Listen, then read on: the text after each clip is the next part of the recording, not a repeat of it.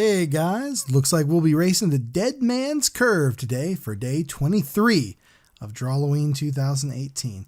You know, hot rods and monsters are two great tastes that taste great together. I don't know, I'm not so much of a car guy personally. I love the aesthetics of old hot rods and stuff. But, you know, you can't really find me on weeknights tinkering around in the garage too much. It just isn't necessarily my thing. But I do like seeing some rods every now and again. And it's a ton of fun to put some cool monsters in them. So, as you can see here, I'm drawing an old jalopy there. That's actually that's a Little Deuce Coupe, actually based off of a 1932 Ford body, all modded out with like the hood taken away. And Frankenstein's driving it. And who's he racing there in the back? Well, it's our old pal Dracula. And he's in a very heavily modified 1933 Ford Roadster, cruising around down the curve. Now, this drawing took a while to do for me. I don't usually do cars. I find them to be kind of hard with their curves and stuff like that. It can be hard to render at different angles, so it took a lot of research for this, but I'm happy with the end result. I decided to put Mrs. Frankenstein there, cruising along with Big Frank, and she gets a little more attention later after the inking gets going. Now, as you can see, I'm starting here with the multi-liners, as this drawing was way more complicated with the little mechanical parts and everything for me to do the markers first. But I had a lot of fun rendering this stuff. I'd like to draw more cars, something I need to do. But I digress. You know, like I said earlier, there are two things that go well together.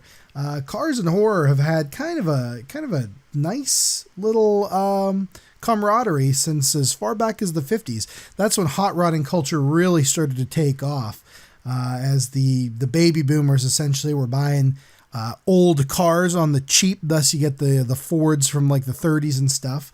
These cheap cars they could get very inexpensively and mod them out and trick them out and make them do cool things. Around 1958, you first started to see Ed Big Daddy Roth's creation, Ratfink. You guys might have seen stuff like this. This is where this big grotesque monster is kind of stuck inside of or leaning out of, like it's bigger than the car itself, but this crazy weird car that it's cruising around on. Very wild stuff, a lot of grotesque creatures. Those weirdo shirts that he was selling, like I said, late 50s into the 60s, started to get everywhere, and that's when custom culture, as it's called, was starting to boom. People doing just really outrageous things with their cars and making hot rods not even look like real cars, but just these insane things. I love the artistry of that, and the people taking you could make it look like a car, but why do it? Make it look like something wild and nuts. I love that kind of stuff.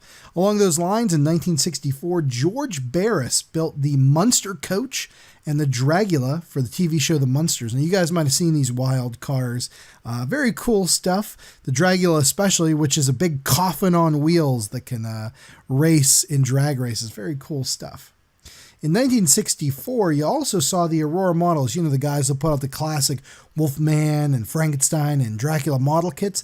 Well, they started their own line of monster mobiles, and these were bigger than life-size, or, bigger than to scale monsters coming out of crazy cars, which were too small for them. Kind of like that Ed Big Daddy Roth style. But you had stuff like the Wolfman's Wagon and Dracula's Dragster.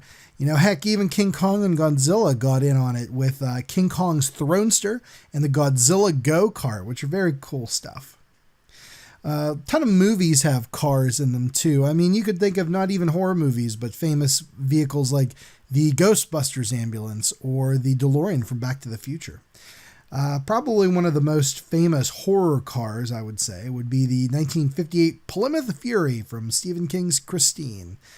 Very sweet car. If you ever get a chance to see one of these things in real life, it's just a beautiful vehicle. Check it out. Definitely look at some pictures. Gotta give a shout out to the 1971 TV movie Duel. One of Steven Spielberg's first, about a guy who is driving in the desert and runs afoul of a truck driver driving this big old Plymouth Valiant, and the truck basically chases him down, hunts him down, tries to run him off the road.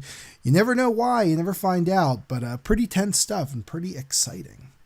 A lot of car movies made. There is The Car, if you could believe that. There's also The Hearse and The Ambulance. Yeah, movies about killer vehicles. You can guess what kind of vehicles are in each one. There's a wacko Australian movie called The Cars That Ate Paris. Yes, Paris, Australia. About these crazy cars with spikes and all kind of crap on them. And the people in the town are using them to murder travelers that come by and lobotomize them and steal their luggage. Weird stuff, but definitely worth a watch. Also got to give a shout out to The Wraith, an 80s Charlie Sheen movie where a wronged teen comes back from the dead as a supernatural, I don't know, spirit of vengeance that drives all kind of cool wheels and stuff like that. Kills a bunch of dudes with them. It's good stuff and definitely worth checking out. I would say that some of my favorite horror cars out there are kind of the muscle cars from the late 60s, early 70s. Shout outs go to Ash's 1973 Oldsmobile Delta 88 Royale from the Evil Dead series. Yes, this thing went with Ash all over his journeys, even back to medieval England where he fought the Deadites. Very cool stuff. Gotta give it up for the 71 Plymouth Barracuda from Phantasm 1 and 2. Now, in part 3, they changed it out for a Hemi Cuda. A little bit different, but yeah, from Phantasm 1 and 2, that 71 Barracuda, awesome. Also, the Winchester Boy 67 Chevy Impala from the TV show Supernatural. Babies is called. Great car, great show, a lot of fun, and what can I say? I really dig it, and I'd love to have one of these days.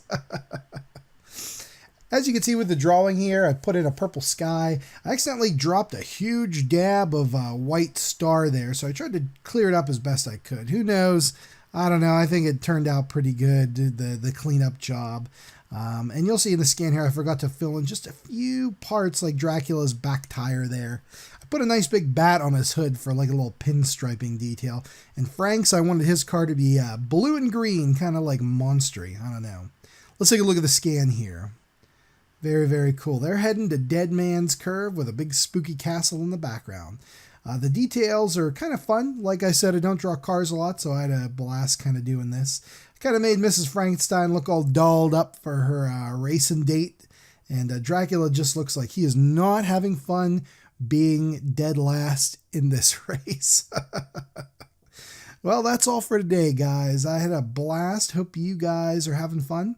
We're getting back on schedule here after about a week, maybe 10 days of all kind of craziness happening here. But we're back on schedule, and all the other videos that I've missed are going to be back filled in soon, so keep your eyes peeled. All right, guys, we'll see you tomorrow for another great episode, and you guys stay safe out there. Drive safe and buckle up. Tell me what your favorite movies, cars are in the comments, and we'll see you later. Good night.